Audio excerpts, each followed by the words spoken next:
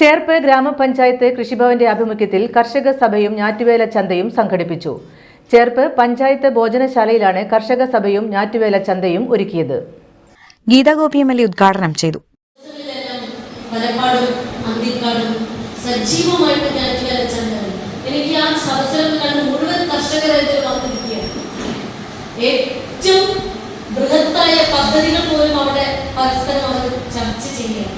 അന്തിക്കാരൊക്കെ ബ്ലോക്കും പഞ്ചായത്തും ഒരുമിച്ച് ചേർന്ന പരിപാടി നിൽക്കാൻ പോലും അവിടെ സ്ഥലം ഉണ്ടായില്ല. സമൃദ്ധിയായിട്ടുള്ള ആഘോഷങ്ങളാണ്.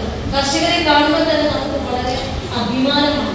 വിഷരഹിതമായ പച്ചക്കറി ഉത്പാദന രംഗത്ത് കേരളം വളരെ ജാഗ്രതയോടുകൂടി പോകാൻ ഈ ഞാറ്റുവേല ചന്തകൾ നമുക്ക് പ്രായോഗികമാണ്.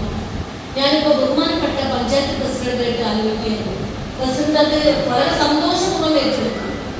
എല്ലാ വീടുകളിലും ജൈവ പച്ചക്കറി തോട്ട ഒരുക്കാൻ ഒരു നിർദ്ദേശം കൊടുത്തു. സമ്പൂർണ്ണ ജൈവ പച്ചക്കറി സംരംഭകരാണ് എന്ന് ചേർപ്പ് ഗ്രാമപഞ്ചായത്തിന്റെ തെളിയിക്കാൻ. കൃഷി വകുപ്പ് മന്ത്രി വളരെ കൃത്യമായി സഭയിൽ പറഞ്ഞു, കൃഷി സഖി എന്ന് പറഞ്ഞ പദ്ധതിക്ക് ആശയം കൊടുക്കുന്നുണ്ട്. തീർച്ചയായിട്ടും അത് സ്വാഗതം ചെയ്യാം.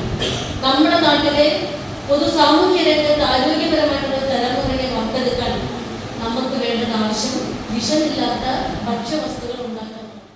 ചേർപ്പ് ഗ്രാമപഞ്ചായത്ത് പ്രസിഡന്റ് സിജോ ജോർജ് അധ്യക്ഷനായി.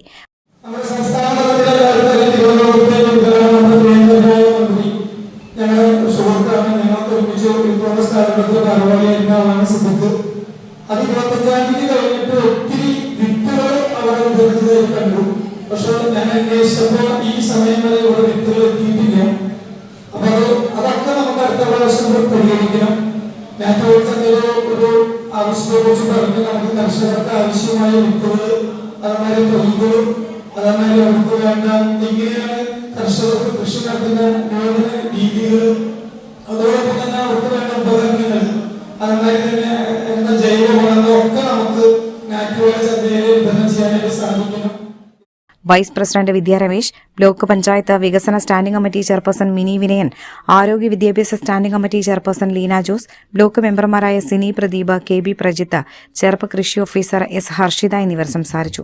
ചേർപ്പ് കൃഷി അസിസ്റ്റന്റ് ഡയറക്ടർ സി.ഡി. മാലിനി പദ്ധതി വിശദീകരണം നടത്തി.